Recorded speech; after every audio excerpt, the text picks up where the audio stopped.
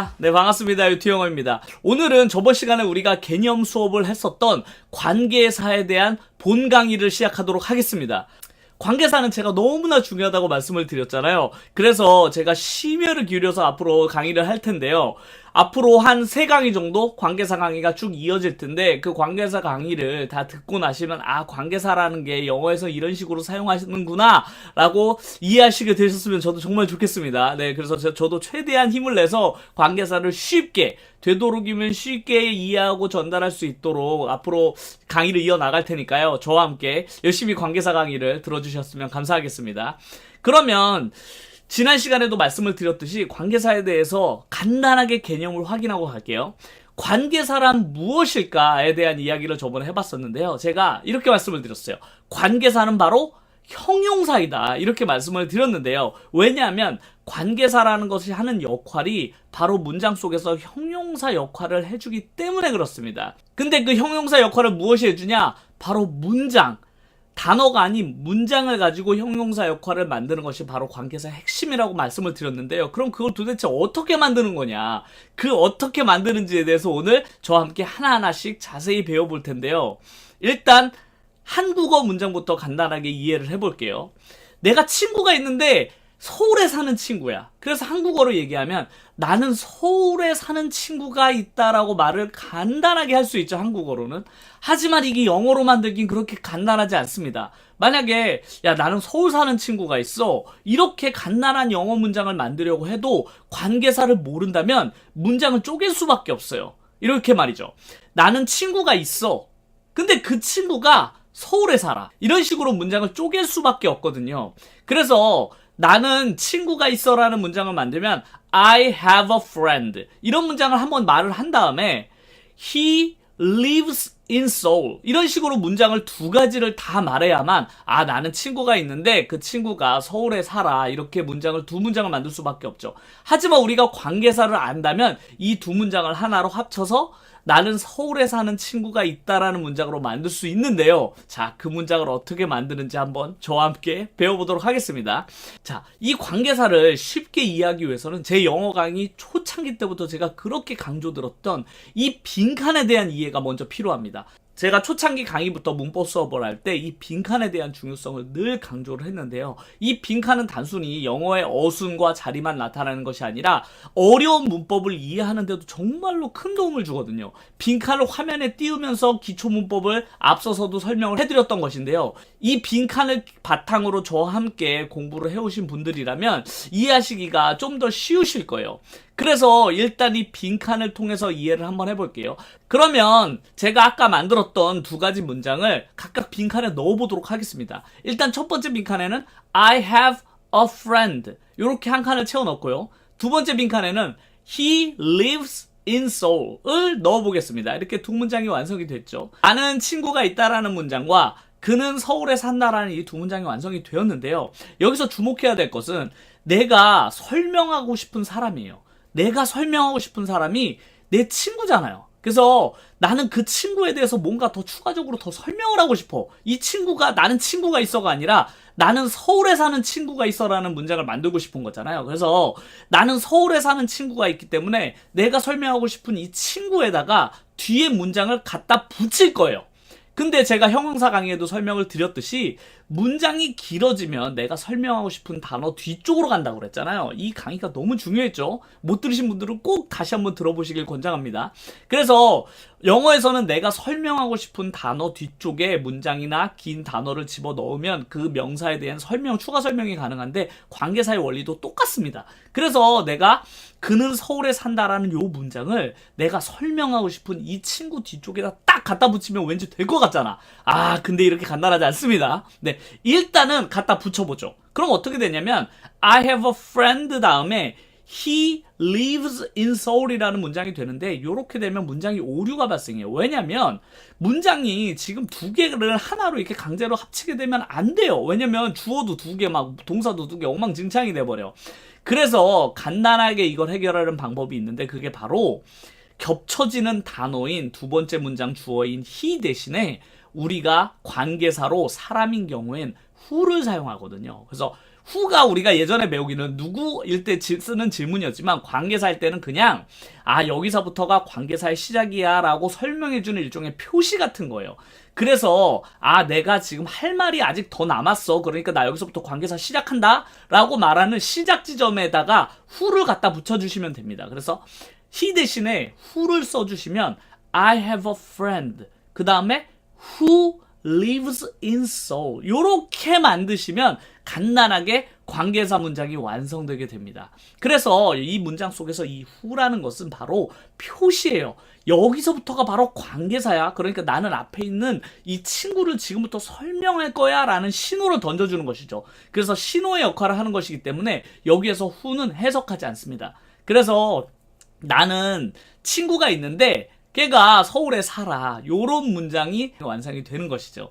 그래서 관계사는 이렇게 빈칸을 이해하셔서 빈칸을 합친다라는 개념으로 이해하시면 훨씬 더 쉽게 접근하실 수가 있어요. 그래서 내가 설명하려는 명사 뒤에다가 문장 하나를 붙인다라는 개념으로 이해하시면 좋은데요. 대부분의 영어 문장은 명사, 동사, 명사로 이루어져 있잖아요. 그러니까 내가 설명하려는 앞에 명사나 혹은 뒤에 있는 명사에다가 문장 3칸을 그냥 갖다 붙이면 되는데 그냥 붙이지 않고 신호를 써주고 나서 붙이면 되는 거죠. 그럼 좀 더 다양한 문장을 통해서 관계사라는 것이 이런 것이구나라는 것을 좀 더 깊이 이해해 보도록 하겠습니다. 자, 그럼 두 번째 문장도 해볼게요. 일단 개념을 잡는 것이기 때문에 쉬운 문장, 되도록이면 쉬운 문장을 사용해서 제가 예를 들어 드릴게요.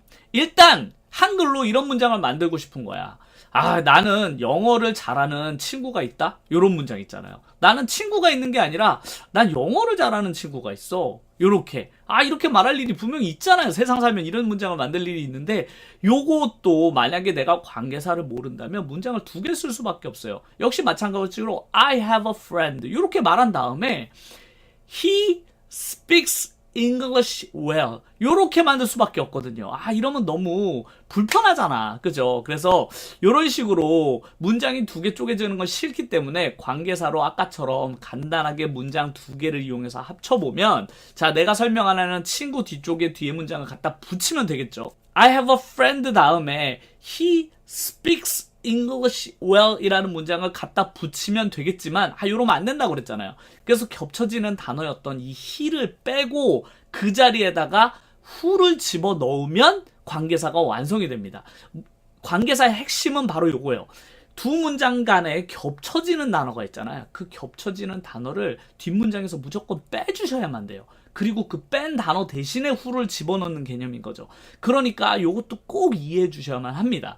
만약에 who를 집어넣는데 뒷문장에 he를 빼지 않으면 이거 문법적으로 오류가 되거든요. 그래서 무조건 he를 빼주시고 그 자리에 who를 집어넣으시면 되겠습니다.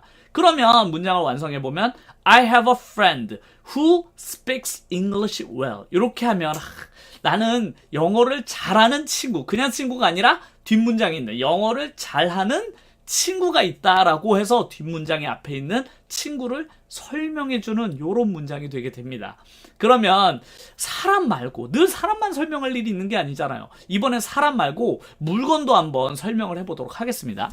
내가 집을 샀는데 그 집이 창문이 많아. 그래서 나는 창문이 엄청 많은 집을 샀어. 요런 문장을 한번 만들어 볼게요. 그럼 역시 이 문장을 관계사 없이 만들려면 문장을 2번 말할 수밖에 없어요. 일단 내가 집을 산 거죠. 그래서 I bought a house 이렇게 I bought a house. 근데 그 집이 창문이 많대. 그래서 the house has many windows 이렇게 문장이 2개가 될 수밖에 없는 거죠. I bought a house 뒤에다가 요 문장을 갖다가 탁 붙이면 되는데 역시 겹쳐지는 단어가 생기죠. the house와 the house가 겹치니까 과감히 the house를 빼버리고 대신 이 자리에 아까 사람일 때는 who를 집어넣었잖아요. 하지만 앞에가 사람이 아닌 경우는 which를 씁니다. 그래서 which has many windows 이렇게 쓰시면 I bought a house which has many windows 라고 하시면 내가 창문이 엄청 많은 집을 하나 샀어 이런 뜻이 되겠네요. 그래서 사람인 경우는 겹쳐지는 단어 대신에 who를 집어넣으시면 되고요. 겹쳐지는 단어가 물건이다. 그런 경우에는 which를 사용하시면 똑같이 되겠습니다. 역시 which라는 것은 표식일 뿐 뜻이 없어요. 그래서 이걸 굳이 해석하지 않으셔도 됩니다. 그래서 나는 창문이 여러 개가 있는 집을 샀습니다 라는 문장도 간단하게 만들어 봤네요. 자, 이번에는 내가 집에 책상이 하나 있는데 그 책상이 일본에서 만든 거야. 그래서 나는 일본에서 만들어진 책상을 가지고 있어. 이런 문장을 한번 만들어 볼게요. 그래서 I have a table. 역시 이런 문장이 필요하죠. I have a table. 그래서 난 테이블이 있는데 그 테이블이 일본에서 만들어졌대. 그래서 the table was made in Japan 이라고 문장이 필요한 거죠. 자, 여기에서 우리가 과거에 배웠던 문법 포인트가 필요한데요. The table was made in Japan에서 왜 was made를 썼을까요? 우리가 옛날 강의를 생각해보면 바로 이 문장이 수동태 문장입니다. 이 테이블이 자기가 직접 만든 게 아니라 만듦을 당한 거잖아요. 제가 늘 이렇게 행동을 당한 입장일 때는 수동태를 사용해야만 한다고 했는데 수동태가 바로 비동사에다 이렇게 PP, 동사의 세 번째 변형에서 마지막 단어를 사용하시면 수동태 문장을 만들 수 있다고 했는데 바로 이 문장이 그 문장입니다. 그래서 The table was made in Japan 이렇게 된 거죠. 그래서 내가 일본에서 만들어진 테이블이 있어 라는 문장을 만들려면 역시 이 두 번째 문장을 테이블 뒤에다 갖다 붙이면 되는데 역시 겹쳐지는 단어인 테이블을 지우고 그 자리에다가 which를 넣어보죠. 그러면 I have a table which was made in Japan 이렇게 하시면 난 일본에서 만들어진 테이블을 가지고 있어 라는 문장을 간단하게 만들 수 있겠네요. 이토록 관계사는 내가 설명하려는 어떤 단어에 대해서 훨씬 더 풍부하고 폭넓게 정보를 추가할 수 있기 때문에 정말로 유용하고 많이 쓰이거든요. 이 기본 형태를 이해하시는 게 정말로 중요해요. 세 칸과 세 칸의 결합. 이게 정말로 중요한데 단순한 결합이 아니라 칸에서 겹쳐지는 단어는 빼고 거기에 다른 단어인 who나 which를 집어넣으면 완성이 되는 구조인 거죠. 그래서 요거 개념만 잘 이해하시면 관계사를 아주 쉽게 활용할 수 있는데요. 하지만 관계사는 이뿐 아니라 훨씬 더 다양하게 많이 사용할 수 있습니다. 그래서 오늘은 기초 개념을 잡기 위해서 가장 쉬운 문장을 예를 들어서 만들었는데요. 다음 강의에서는 과연 관계사가 어떤 식으로 더 문장 속에서 다양하게 활용될 수 있는지에 대해서 또 배워보도록 하겠습니다. 그러면 속도를 빠르게 가지 않을게요. 천천히 관계사를 충분히 이해하고 앞으로 활용할 수 있도록 제가 천천히 강의를 이어나갈 테니까요. 앞으로 저희 관계사 강의도 꾸준히 함께 해주셨으면 좋겠습니다. 그럼 관계사를 완전히 이해하는 그날까지 저와 함께 해주세요. 감사합니다.